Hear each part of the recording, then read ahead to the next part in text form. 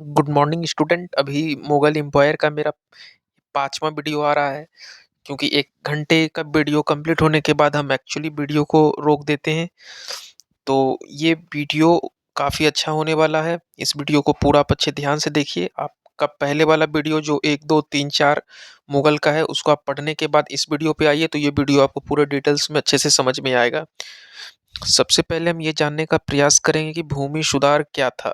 आखिर अकबर भूमि सुधार में क्या लाया था, भूमि में क्या कुछ सुधार किया था। तो इसमें जब्ती प्रणाली लाया था, जो भूमि टैक्स को वसूलता था। जब्ती प्रणाली के अंदर भूमि का टैक्स को क्या किया जाता था, वसूला जाता था। शुरू में अकबर जब्ती प्रणाली जो है टैक्स को वसूलने का काम में थोड़ा सा बदलाव किया और इसका नाम क्या रखा, टोडरमल व्यवस्था। जब इसका नाम जो टैक्स वैक्स को वसूला जाता था भूमि से, क्योंकि अकबर का कहना था कि हम किसान को भूमि दे देंगे और भूमि पे वो अनाज उपजाएगा और 1 2 नहीं 10 10 साल तक वो अनाज उपजाते रहेगा और 10 साल के बाद अनाज का हिसाब किताब करेंगे। अकबर हमेशा यही कहता था। क्योंकि अकबर थोड़ा सा दयालु भी था, इस वजह से कि उसको लगता था ये गरीब किसान, मान लीजिए कि पहले का ज़माना में होता क्या था कि उतना बढ़िया एग्रीकल्चर में इरिगेशन नहीं हो पाता था। इरिगेशन क्या होता है, पानी पटाने का काम। मतलब कुआँ कहीं-कहीं दिखता था, बहुत पैसा वाले किसान ही कुआँ बनवा पाते थे। कल-वल तो था ही नहीं और मान लीजिए बीच खेत था तो नदी भी काफ़ी दूर पड़ जाता था। पाइपलाइन और जनरेटर ये दो 200 साल पहले आया, इतना एकदम ये सब डेवलप हुआ है जब चीज़ें, तो आसान हो गया। तो पहले किसान जो होता था वो कंप्लीट रूप से किस पे डिपेंड होता था, वर्षा पे, कि अगर बारिश पड़ गया तो अनाज अच्छा होगा और बारिश नहीं पड़ा तो अनाज अच्छा नहीं होगा। धूप बहुत ज़्यादा हो गया तो अनाज मतलब डिपेंड करता था कंप्लीट मौसम पे ही। जो पानी-वानी है वो कंप्लीट मौसम पे ही डिपेंड करता था और नहर, नाला, नदी ये सब कम हुआ करता था। हाँ, बहुत सारे ऐसे हमारे इतिहास में ऐसे-ऐसे राजा आए हैं जो एग्रीकल्चर में इरिगेशन फैसिलिटी को बढ़ावा दिए हैं। बहुत सारे राजा कल्याणकारी तो साबित हुए ही, जैसे मोहम्मद बिन तुगलक वगैरह थे। ये सब थोड़ा नहर निर्माण का कार्य में थोड़ा-सा हाथ बटाए हैं।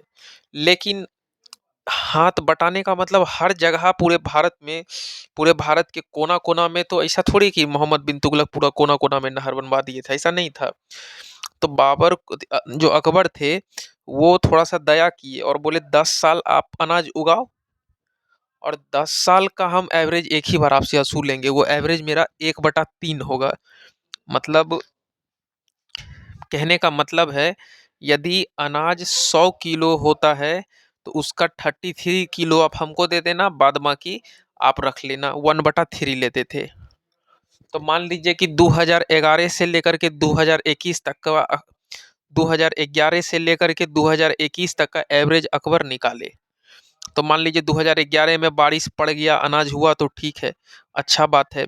2012 13 14 में नहीं हो पाया बारिश, तो फिर 15 में बड़ा अच्छा अनाज हुआ, फिर 16 में अनाज हुआ अच्छा, 17 में अनाज अच्छा हुआ, फिर 18 19 20 में अनाज नहीं हो पाया अच्छा। इस प्रकार से 5 साल अनाज हुआ। तो 5 साल में 100 किलो अनाज का जोड़ लीजिए तो 500 किलो होता है। 500 किलो इंटू 1/3 कर दीजिए। तो उस प्रकार से जो भी मेरा लगभग 160 165 के लमसम 165 किलो के लमसम अनाज आ रहा है 1/3 करने के बाद 500 का, तो वो अपना राजा ले लेता था या अनाज ले लेता था या अनाज के बदला रुपया ले लेता था। इसी तरह से राजा अपना काम यह जो टोडरमल व्यवस्था आया था इसके अंतर्गत कर रहा था। किसान भाई इस व्यवस्था से बहुत खुश थे, किसान सबको अच्छा लग रहा था, क्योंकि अकबर ये 10 साल में टैक्स लेने आता था। कम से कम किसान को रात भर अच्छे से नींद तो आता था। नहीं तो भाई साहब किसान टैक्स देने के लिए ना अपनी क्या नहीं बेच देते थे। कई बार तो बैल को बेचते थे, कई बार घर दुगार बिकता था और विश्वास नहीं करोगे कई बार किसान को मजबूरी में अपनी बेटी तक को बेचना पड़ता था। लीजिए इतना खोल के बता दिए। ठीक, बदले में जो राजा लोग थे उनकी बेटी को पकड़ के ले जाते थे, उनका गाय वाय सबको खोल के ले जाते थे और पता नहीं कई वर्ष तक ना मार मार के बंधुआ मजदूर की तरह काम कराते थे, working as a bonded labour. पूरा जीवन भर उसके यहाँ काम करना होता था जब टैक्स नहीं दे पाता था।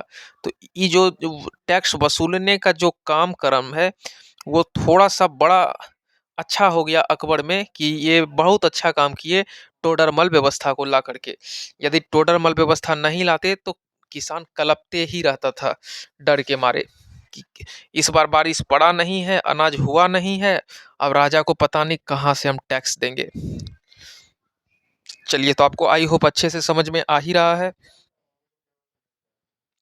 1/3 टैक्स ले लिया जाता था। एक उचित लगान जो किसान को देने के लायक, जो किसान देने के लायक हो वही किसान से लिया जाता था। किसान भी टैक्स इजीली पे कर देता था। अब अकबर ने बहुत सारे अलग अलग तरह का निर्माण करवाया।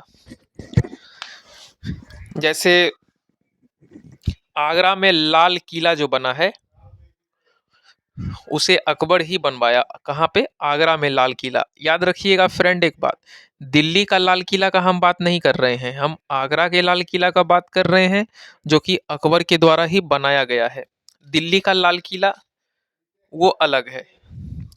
इसके अलावा इसने इलाहाबाद का लाल किला बनवाया। इलाहाबाद में भी लाल किला है, आगरा में भी लाल किला है, ये सब अकबर बनवाए। ठीक। और लाहौर चले जाइएगा तो लाहौर का एक किला है, लाहौर का भी किला है भाई। तो लाहौर का किला जो है वो भी अकबर के द्वारा ही बनाया गया है। एक शहर बसाया गया है, आपको हम पिछले वीडियो में भी बताए थे, फतेहपुर सिकरी नाम का शहर जो अकबर ने ही बसाए थे। ठीक। फतेहपुर सिकरी नगर कौन बसाया था? अकबर ही। याद रखिएगा, पहले अकबर का राजधानी दिल्ली था, फिर आगरा, फिर फतेहपुर सिकरी, फिर लाहौर। इस तरह से अपने जीवन काल में अकबर एक्सपेरिमेंट करते करते ही बिता दिए, जाने 4-4 बार, 5-5 बार राजधानी को बदल दिए। इससे थोड़ा सा सभी जनता परेशान भी रहती थी अकबर की इस नेचर से। चलिए, आई होप आपको बढ़िया से समझ में आ रहा है। फतेहपुर सिकरी नगर कौन बसाया? अकबर बसाए। जब राजधानी को अकबर जो है, फतेहपुर सीकरी को जब राजधानी बनवाए तब काफ़ी जनता लोग भड़क भी गई थी कि भाई, आगरा वाली जनता लोग भड़क गई थी, क्यों राजधानी उठा के ले जा रहे हैं फतेहपुर सीकरी। तो खैर वो जो भी विद्रोह होता था अकबर अपने दम पे दबा ही देते थे। वहां उसने, मतलब जो फतेहपुर सीकरी था वहां पे उसने दीवान एक खास और पंचमहल का भी निर्माण करवाया था। अब आपके मन में चलता होगा ये दीवान एक खास क्या है भाई, पंचमहल क्या है ना? तो जोधाबाई का जो महल है ना उसका भी निर्माण करवाया था कौन? अकबर। ये सब महल है, पंचमहल है, 5 गो अलग अलग लेवल का खिड़की है। और दीवाने खास एक विभाग है, दीवाने खास भी बनवाया था, अकबर ही बनवाया था। खैर ये सब क्वेश्चन देखिए पूछ लेता है इंतिफाक से, क्योंकि ये सबसे ना डायरेक्टली ऑब्जेक्टिव बनता है। आप मेंस में अगर लिखिएगा, अंडरलाइन करिएगा ये सब, तो थोड़ा सा वो कॉपी सजा हुआ दिखेगा ही, और थोड़ा सा मतलब डाटा बेस्ड कॉपी लगेगा। हाँ, आपने डाटा काफ़ी भर रखा है कॉपी में, फैक्ट आपने डाल रखा है जो भी रिलेटेड है अकबर का, तो कॉपी का ये सब सुंदरता ही बढ़ाएगा। गुजरात विजय का, गुजरात को जब अकबर जीत लिए थे तो गुजरात को जीतने के बाद अकबर को इतना खुशी होता है, इतना खुशी होता है कि आपको क्या ही बताएं। उन्होंने इस खुशी को दर्शाने के लिए ना पूरा एकदम अपने आप को बुलंद फील करने लगा, मतलब बुलंदी। तो उसने बुलंद दरवाजा का निर्माण करवा दिया। क्या करवाया? गुजरात जब जीत लिया था तो उसने बुलंद दरवाजा का निर्माण करवाया। कहाँ पे करवाया फ्रेंड? तो फतेहपुर सीकरी में करवाया। अब आपको लगता है ये बुलंद दरवाजा क्या है, तो फतेहपुर सीकरी को में ये जो दरवाजा है ना, यही दरवाजा होकर के आपका फॉर्च्यूनर गुजरेगा तो फतेहपुर सीकरी में घुस जाएगा। मतलब ये प्रवेश द्वार है, प्रवेश द्वार के रूप में जाना जाता है किसको? बुलंद दरवाजा को। बहुत बड़ा दरवाजा है, आपका ट्रक, फोर व्हीलर, बस, ट्रेन, मोटरसाइकिल सब बुलंद दरवाजा के अंदर होके ही फतेहपुर सीकरी में इंटर करेगा। ठीक ना? तो ये जो अभी भी जाइएगा तो बहुत बढ़िया, आप गूगल पे भी चेक कर सकते हैं बुलंद दरवाजा कैसा है फतेहपुर सीकरी में। तो बहुत बड़ा दरवाजा है, उसी के अंदर से आपका गाड़ी वाड़ी सब घुस के अंदर घुसेगा शहर फतेहपुर सीकरी के अंदर। और दिल्ली में हुमायूं के जो पिता का मकबरा था, हुमायूं के पिता कौन?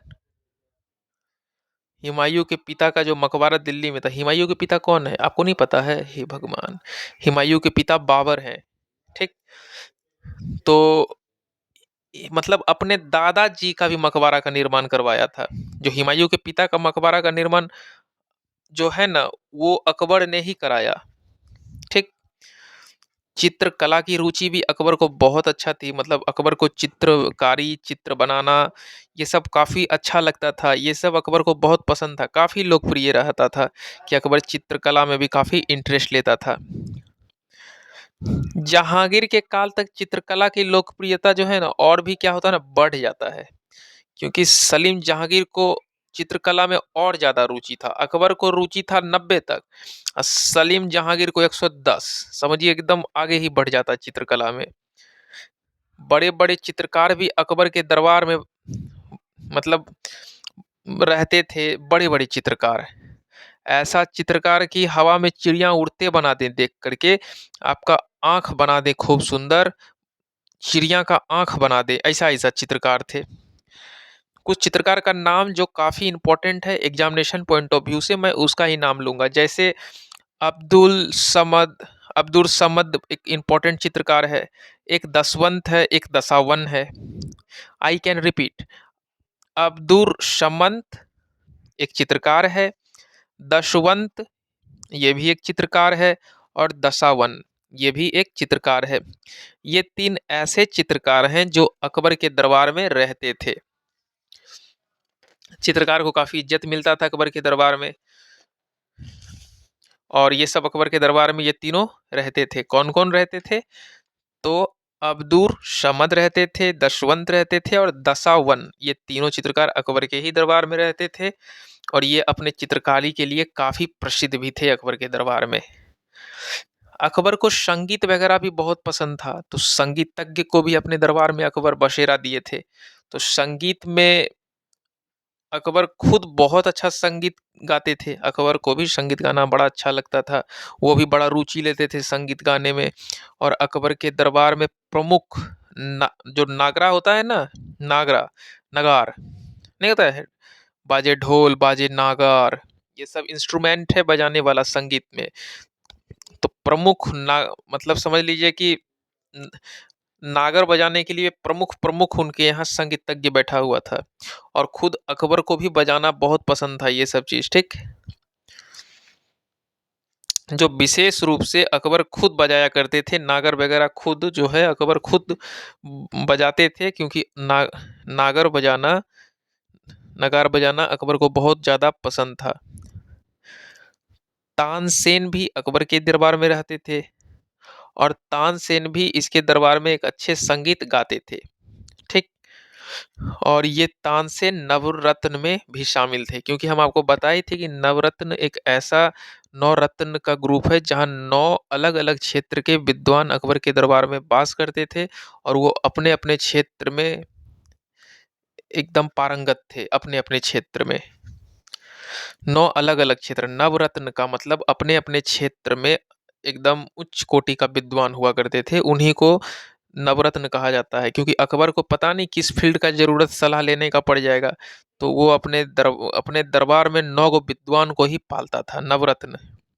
उनमें से एक तानसेन भी थे, और तानसेन को ये संगीत के क्षेत्र में महारत हासिल था। ठीक। यहाँ से भी क्वेश्चन आ सकता है आपका निकल के। और एक बैजू बावरा था, बाज बहादुर, बाबा रामदास, ये सभी इंपॉर्टेंट जो थे अकबर के समकालीन म्यूजिशियन थे, बहुत इंपॉर्टेंट इंपॉर्टेंट। खैर, संगीत के लिए आपका तानसेन का नाम इसलिए भी बहुत आगे जाता है क्योंकि ये नवरत्न में थे। और भी लोग थे जो संगीत के क्षेत्र में काफी पारंगत थे, जैसे बैजू बावरा बहुत बढ़िया संगीतज्ञ थे। बाज बहादुर भी कोई कम नहीं थे, ये भी बड़ा बढ़िया संगीतज्ञ थे। बाबा रामदास का भी बड़ा नाम है, ये भी संगीतज्ञ थे। ये सब अकबर के समकालीन म्यूजिशियन थे। कंटेम्प्रेरी समझते हैं ना, समकालीन मतलब अकबर के समय का बड़े म्यूजिशियन। जैसे अभी हम कह सकते हैं कि मेरे समय का बड़ा अच्छा हीरो है कौन? रणबीर कपूर। अभी मेरा समकालीन, मेरे समय चल रहा है ना, अभी कह लीजिए मेरे समय में बड़ा अच्छा हीरो है कौन? तो अभी मेरे समय में सलमान खान अच्छा है, ऋतिक रोशन, ये सब मेरे समय का हीरो है, जो फ़िल्म दे रहा है अभी। अक्षय कुमार बड़ा अच्छा हीरो है। और अगर कह लें कि मेरे पापा के समय में राजेश खन्ना अच्छा था। तो सबका टाइम होता है, उसी को कंटेम्परेरी कहते हैं, समकालीन, ठीक? उसी प्रकार से अकबर के समय में बैजू बावरा, बाज बहादुर, बाबा रामदास, ये सब बढ़िया-बढ़िया म्यूजिशियन था। एक बिंदु का बड़ा ध्यान रखिएगा, 9 विशेष विद्वान चतुर व्यक्ति जो अकबर के दरबार में रहते थे, वो अपने-अपने क्षेत्र में पारंगत थे, ठीक? उनमें से सबसे पहला नाम अगर किसी का आता है तो वह बीरबल था, जो बहुत महत्वपूर्ण और बुद्धिमान व्यक्ति था। बहुत ही ज़्यादा महत्वपूर्ण व्यक्ति बीरबल था और बहुत ही ज़्यादा विद्वान और बुद्धिमान, ये दोनों वर्ड का इस्तेमाल किया है इतिहासकार के द्वारा, विद्वान प्लस बुद्धिमान। कौन था? बीरबल। अकबर के दरबार में ये बीरबल रहता था और इसका एक्चुअल नाम महेश दास था। क्या नाम था? बीरबल का एक्चुअली नाम महेश दास। अकबर खुश होकर इसको कविराज भी पुकारता था और ऐसा कहा जाता है कि अकबर इसको कविराज की उपाधि भी दे दिया था। किसको? बीरबल को, है ना? बीरबल को क्या दे दिया था? कविराज की उपाधि दे दिया था। हालांकि फैजी जो था अकबर के दरबारी कवि में से एक था, फैजी, जो कि इंपॉर्टेंट कवि है अकबर के दरबार का, ठीक? फैजी भी कोई कम नहीं था, ये भी अच्छा कविता लिखा करता था। किसके दरबार में? अकबर के दरबार में, ठीक? दरबारी कवि के रूप में फैजी को ही देखा जाता था, लेकिन नवरत्न में शामिल कौन था?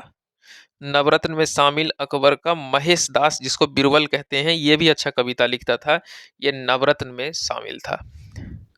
बट फिर भी इसका विद्वता देखकर इसको कविराज की उपाधि दिया गया। किसको? फैजी को। फैजी को भी कविराज की उपाधि दिया गया। दूसरा, आप कविराज की उपाधि बीरबल को भी मिला है और फैजी भी अकबर के दरबारी कवि था, ठीक ना? यहां तक आपको अच्छे से समझ में आ गया।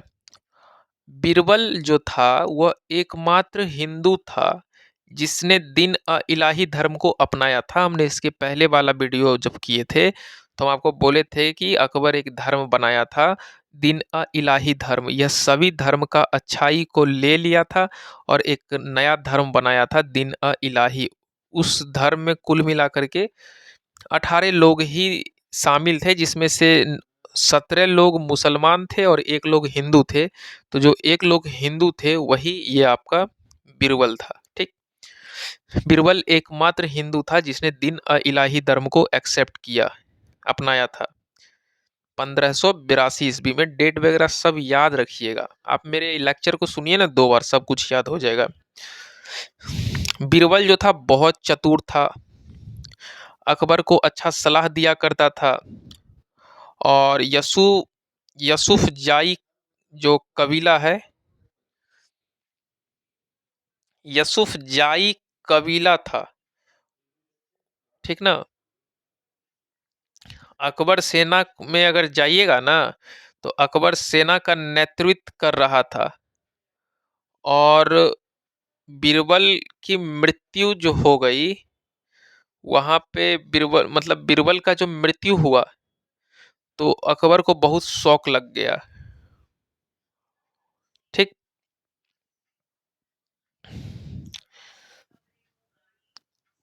एक जगह है यसूफ जाई कबीला, ये एक ऐसा जगह है जहां पे बीरबल की मृत्यु हो गई थी। यसूफ जाही कबीला जो है अकबर का सेना के साथ बीरबल यही जगह पे नेतृत्व कर रहा था और वहां पे बीरबल की क्या हो गई? मृत्यु हो गई। कहाँ पे? यसूफ जाई कबीला में अकबर की, बीरबल की क्या हो गई? मृत्यु हो गई। और जब मृत्यु का खबर सुन लेता है अकबर, तो अकबर को बहुत ज़्यादा शौक लग जाता है और बहुत उदास अकबर हो जाता है। इतिहासकार का मानना है कि इस शौक में अकबर लगभग 3 दिन तक भोजन नहीं किए थे और काफी शोक रहा था जब बीरबल की मृत्यु हुई थी।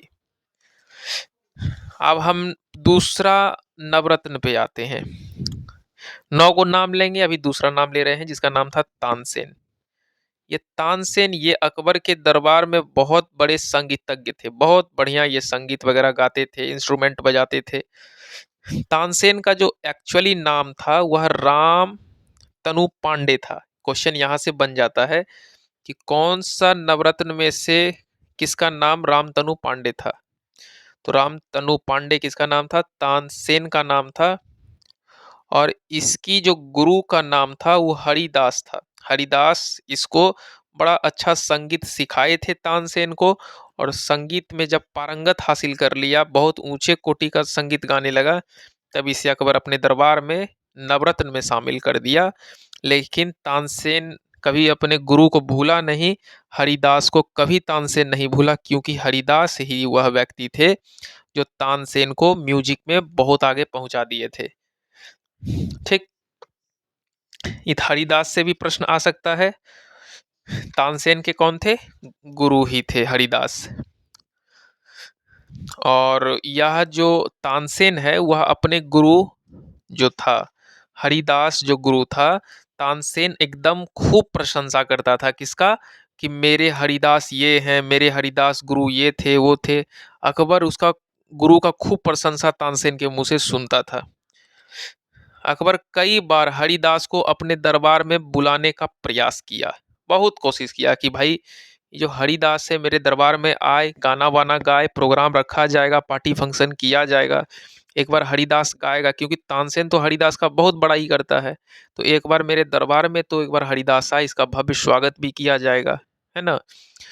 हरिदास मेरे दरबार में आकर के गाना वाना गाए, क्योंकि तानसेन जब इसका चेला इतना बढ़िया गाना गा सकता है तो हरिदास कैसा गाएगा, यही बात अकबर सोचता था। लेकिन काफी प्रयास किया हरिदास को बुलाने का अकबर, लेकिन खुद हरिदास कभी नहीं आया और सब दिन इनकार कर दिया कि नहीं नहीं, हम ठीक है, हमको जाना नहीं है अकबर के दरबार में। ठीक। और फिर अकबर जो मतलब था, खुद चल करके हरिदास के घर जाता है, क्योंकि ऑलरेडी कई बार हरिदास को बुलाता इनवाइट करके, लेकिन हरिदास आता नहीं है। तो अकबर इस बात से अकबर को थोड़ा लग गया, तो खुद अकबर चल करके हरिदास के घर जाता है। बट फिर भी हरिदास जो है गाने के लिए इनकार कर दिए और कहे मैं भगवान के लिए गाता हूँ और किसी के लिए नहीं गाता हूँ। ठीक, अकबर को सीधा जवाब दिया, मैं जो गाना गाता हूँ, गीत गाता हूँ, मैं सिर्फ अपने भगवान के लिए, अपने राम के लिए गाता हूँ, और मैं किसी के लिए गाना नहीं गाता हूँ, और ना मैं आपके लिए गाऊंगा। तानसेन अकबर से पहले एक ग्वालियर का राजा है, याद रखिएगा कि अकबर मतलब जो तानसेन था उसको अकबर एक्चुअली लाया अपने दरबार में कैसे, इसका कहानी बता रहे हैं। अकबर से जो पहले एक ग्वालियर के राजा जो था उसका नाम था रीवा। ठीक, और वह रीवा राज्य के रामचंद्र राजा था, सॉरी रीवा राज्य है, और रीवा राज्य जो था वहां पे राजा रामचंद्र थे। कौन थे? राजा रामचंद्र। ये उनके दरबार में रहते थे। रामचंद्र के दरबार में कौन रहते थे? तानसेन रहते थे, तामसेन। पहले तामसेन अकबर के यहाँ नहीं गाना गाते थे, पहले ये ग्वालियर के जो राजा थे रामचंद्र देव, ग्वालियर के रीवा जगह है, रीवा राज्य, वहीं पे रामचंद्र राजा के यहाँ तानसेन रहते थे, उसके ही दरबार में गाया करता था।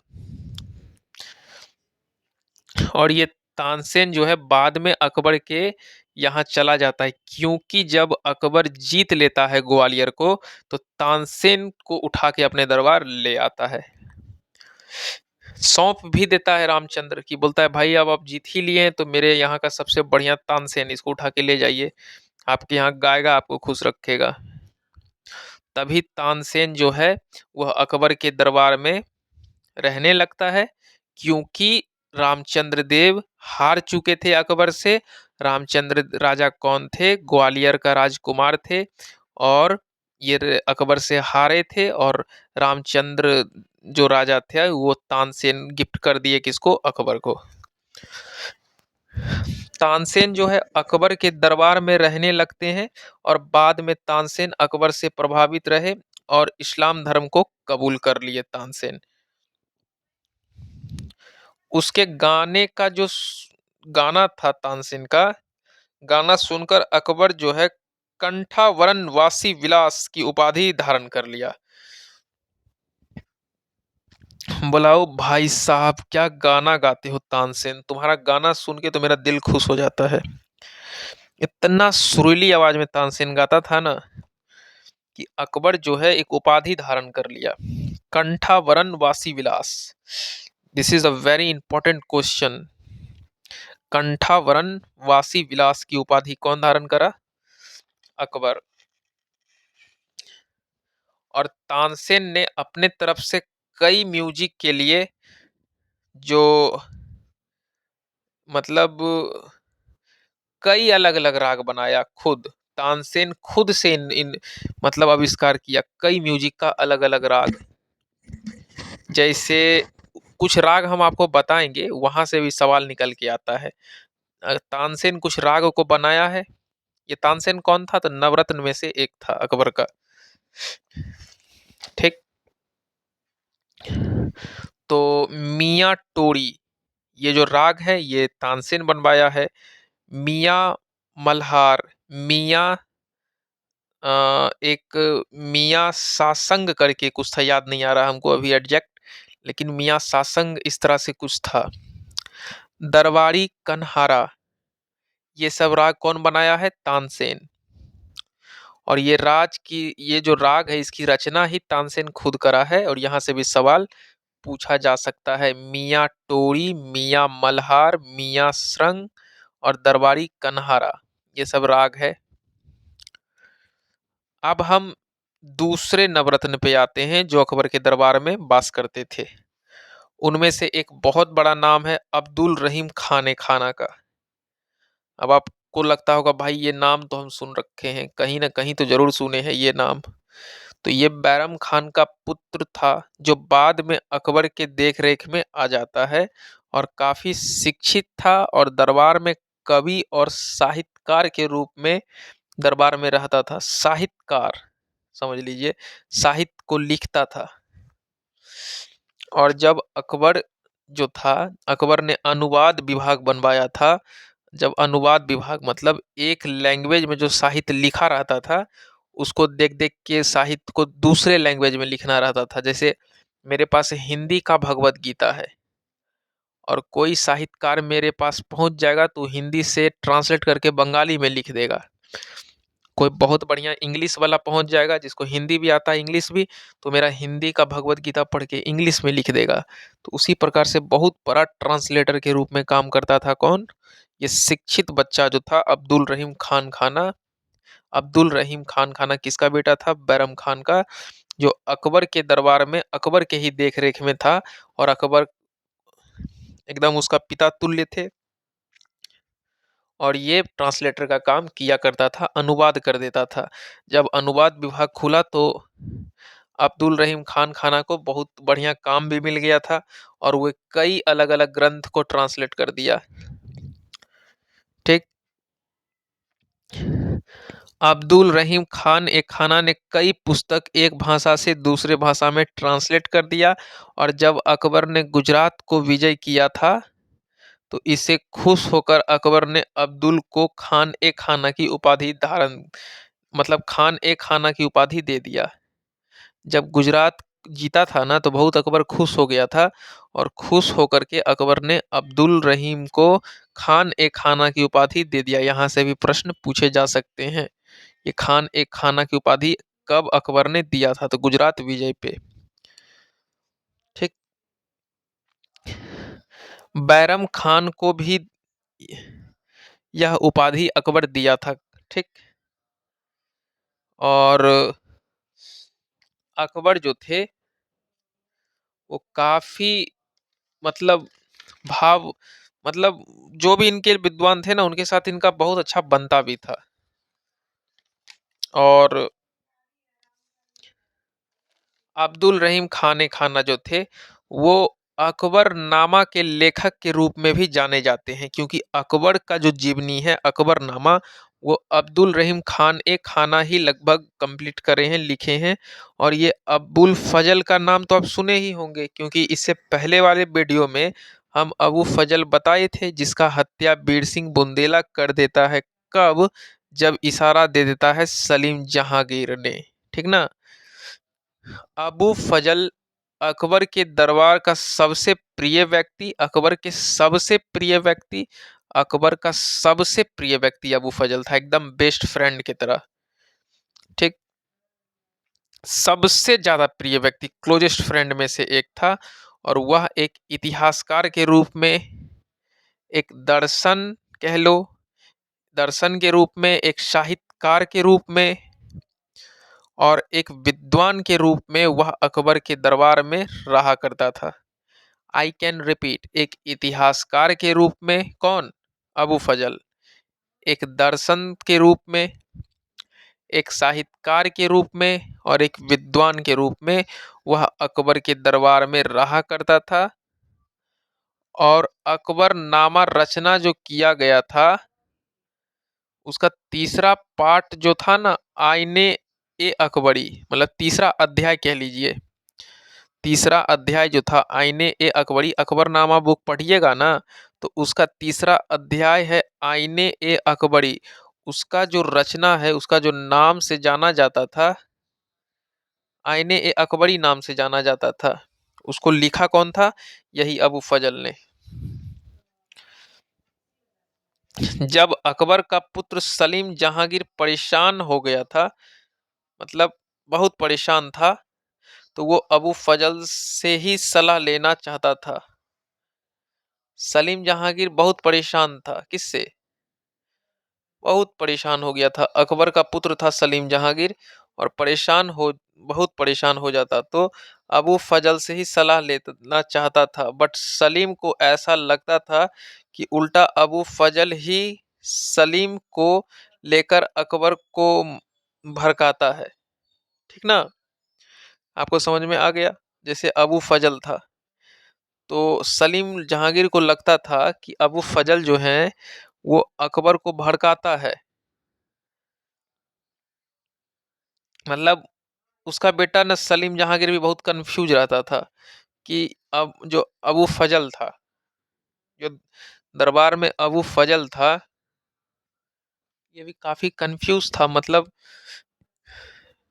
ऐसा, लेकिन देखिए एक बात आपको हम खुल के बताते हैं, अबू फजल का कोई वैसा इंटेंशन नेचर नहीं था। अबू फजल कोई डिस्कस ही नहीं करता था सलीम जहांगीर के अबाउट में। वो अपना अकबर से हंसी मजाक वगैरह करते रहता था। लेकिन सलीम जहांगीर के मन में गलत फैमिली हो गया था।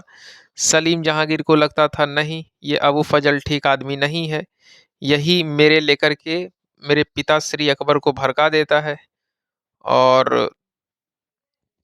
वो मतलब कुछ वैसा, मतलब मेरा बात ही नहीं मानते हैं। हम उनको कह रहे हैं कि आप राजा वाला पद पर से हटिए, लेकिन वो हटने में से कोई रेडी होते ही नहीं है।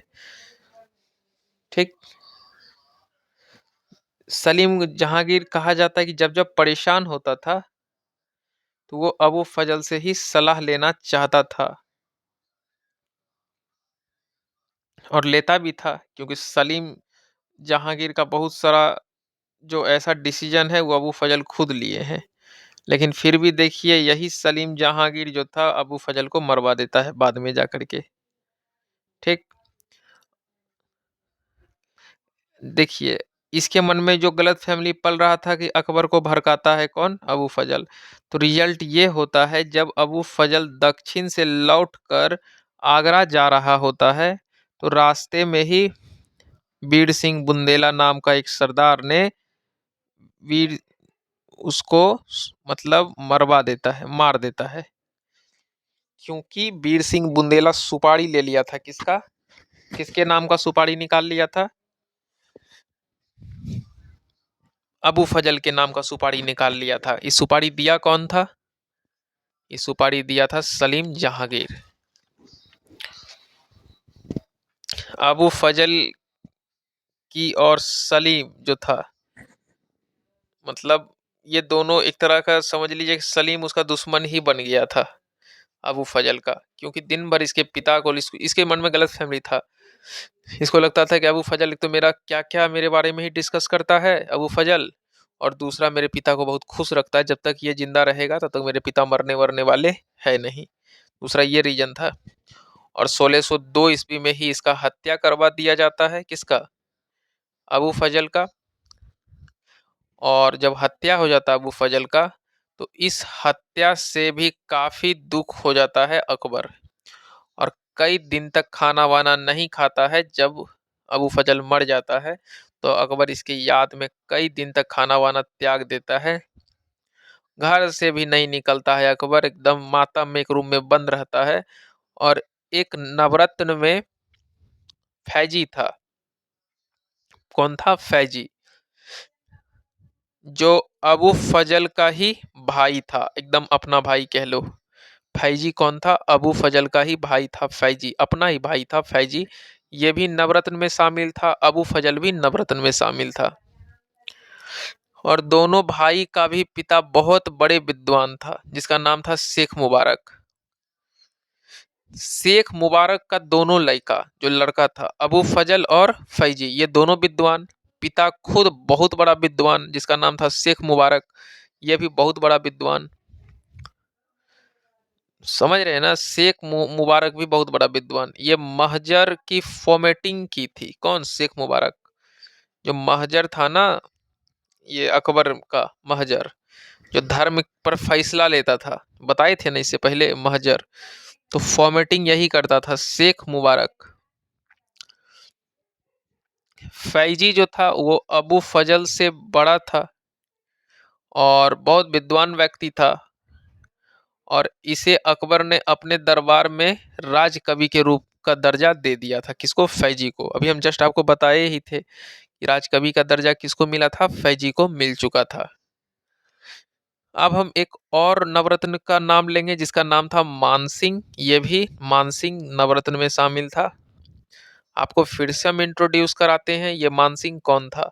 तो मानसिंह भी बहुत महत्वपूर्ण था दरबार में, अकबर के दरबार में, और सेना को नियंत्रण के लिए इम्पोर्टेंट था। ये सेना वगैरह को बहुत नियंत्रित करता था, क्योंकि मानसिंह को सेना का बहुत ज्यादा ज्ञान था, ठीक ना, कि कैसे सेना को सजाना है, कहाँ पर कब अटैक करना है, कहाँ पे कितना हाथी ले जाना है, कहाँ पे कितना घोड़ा रखना है, कहाँ पे तोपची, कहाँ पे बंदूकची होना चाहिए, सब कुछ का ठीका कौन लिया था, आपका मानसिंह ही। कौन था, तो फिर से हम याद आपको दिलाते हैं, ये राजा भारमल के पोते थे और भगवान दास के बेटे थे, ठीक। अब आपके मन में लगता होगा कौन भारमल कौन भगवान दास, तो I can repeat, Kachhwaha, Kachhwaha राजा जयपुर, याद आ गया। कछवाहा के राजा जो थे, राजा भारमल, उसी के पोता थे मानसिंह। मानस मानसिंह के ही देख रेख में जो अकबर है, कई लड़ाई जीत गया, कई लड़ाई अकबर जीत गया। कितना आपको बताएं खुल करके, इवन महाराणा प्रताप जो था ना, वो भी हार गया, किससे, मानसिंह से। महाराणा प्रताप से भी जीत लिया था कुछ समय के लिए उसका क्षेत्र, ये भी कम बड़ा बात नहीं है। जीता तो भाई, जीत तो दर्ज किया, जो बहुत बड़ी बात होती है। महाराणा प्रताप से जितना इतना आसान बात था नहीं। महाराणा प्रताप 80-80 किलो का भाला लेके चलता था, 7 फुट का लंबा था, ठीक ना, 80-80 किलो का वो कवच पहनता था शरीर में, और एक तलवार में बहलोल खान लोधी सहित घोड़ा को काट डाला, कौन, महाराणा प्रताप, एक तलवार में।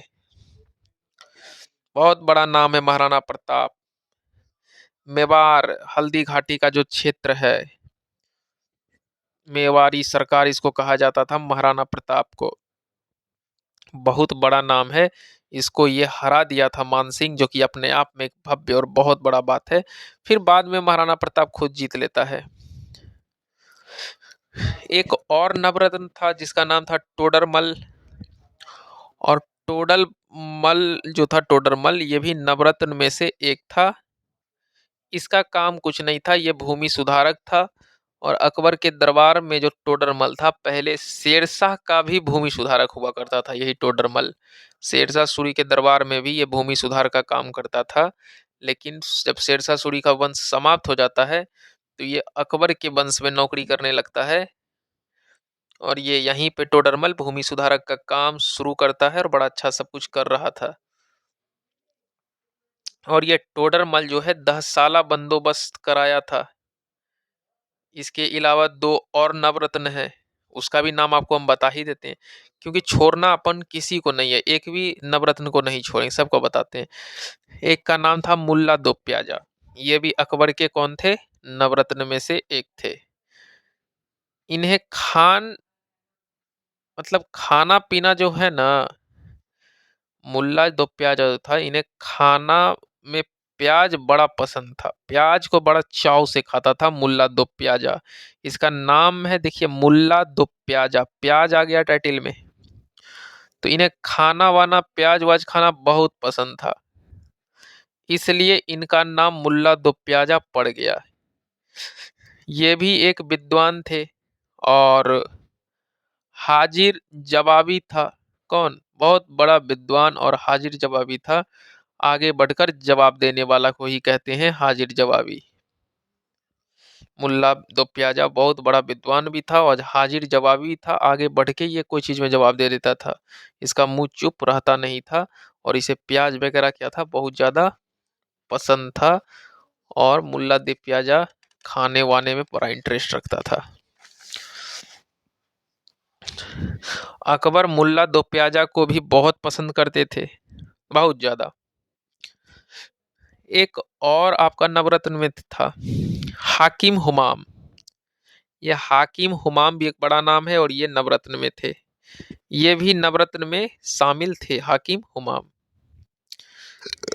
रसोई घर का सारा ठीका जीमा सब हाकिम हुमाम के ही हाथ में था, इन्हें ही सौंप दिया गया था रसोई घर का टोटल ठीका, कि आज रसोई में खाने में क्या बनेगा, कब क्या मेन्यू होगा, कब मांस, कब chicken butter chicken, chicken biryani, chicken chilli क्या बनेगा, सब अकबर का टोटल हिसाब किताब कौन रखते थे, खाने वाने का, रसोई घर का हाकिम हुमाम। अकबर इन पर काफी विश्वास करते थे, विश्वास भी जरूरी था क्योंकि खाने में कहीं जहर ना मिला दे, है ना, बहुत विश्वास करते थे। और इनके ही थ्रू रसोई में पका भोजन को ग्रहण करते थे अकबर। बाद बाकी अकबर को किसी पे विश्वास वैसा था नहीं, अकबर को डर लगता था कि कहीं दूसरा खाना में जहर वहर ना मिला दे। और ये टोटल 9 व्यक्ति अकबर के दरबार में रहते और अपने अपने क्षेत्र में काफी नंबर 1 हुआ करते थे।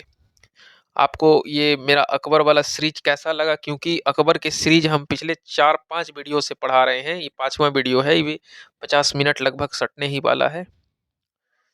तो आपको अकबर का वीडियो कैसा लगा, आप मेरे अकबर की जो सीरीज है 9 विद्वान के बारे में पढ़िए। इवन जो भी चीज़ें, जो भी बिंदु बताए हैं आपके एग्जामिनेशन पॉइंट ऑफ व्यू से बहुत रेलेवेंट है। और अगर आपको मेरा अकबर का जो सीरीज आया, मेरा 4-5 सीरीज, अगर ये आपको अच्छा लगा तो आप मेरे चैनल को सब्सक्राइब कर दीजिए और हो सके तो बेल आइकन को दबा दीजिएगा, जिससे नोटिफिकेशन वाला भी नोटिफिकेशन आपको पहुंच जाएगा जब भी हम वीडियो डालेंगे अपने चैनल पे, ठीक। शेयर भी कर दीजिए अपने भाई लोगों को, और अगर आपको वीडियो अच्छा लग रहा है तो कमेंट भी करके बता सकते हैं, जिससे हमें मोटिवेशन मिलेगा और वीडियो बनाने में मज़ा आएगा, ठीक। अगर आपको कोई भी क्वेश्चन डाउट में रहता है या कुछ आप हमसे पूछना चाहते हैं तो कमेंट बॉक्स में पूछ सकते हैं विदाउट एनी हेजिटेशन, ठीक। हम नेक्स्ट वीडियो लाएंगे और वह वीडियो भी बड़ा रोमांचक होगा।